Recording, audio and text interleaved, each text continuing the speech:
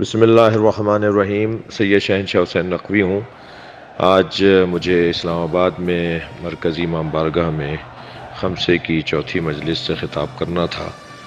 ہم نے 2 مجلسوں سے خطاب کیا اور ایک مجلس ہمیں نہیں پڑھنے دی گئی، اور آج بھی مجلس ہمیں نہیں پڑھنے دی گئی، بلکہ مجھے ایک جگہ مہمان لے کر آ گئے، اور میں ابھی بھی اسلام آباد سے کئی گھنٹے کے فاصلے پر ایک جگہ مہمان ہوں۔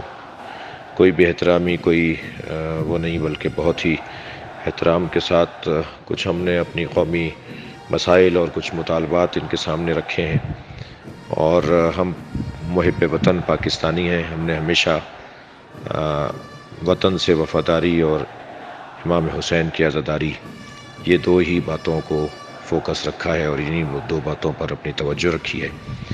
میں تمام پاکستان میں بسنے والے سنی شیعہ محبت کرنے والوں سے اپیل کروں گا کہ پرامن رہیں، اور اگر گھر سے باہر نکلے ہوئے ہیں میری محبت میں تو اپنے گھروں کو چلے جائیں۔ کل انشاءاللہ صبح کے وقت میں یا میں کراچی پہنچوں گا، یا انشاءاللہ اسلام آباد میں خمسے کی 5ویں مجلس میں شرکت کروں گا۔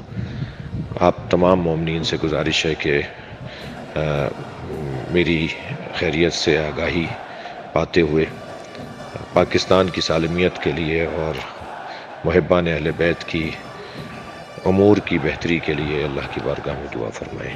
بہت بہت شکریہ۔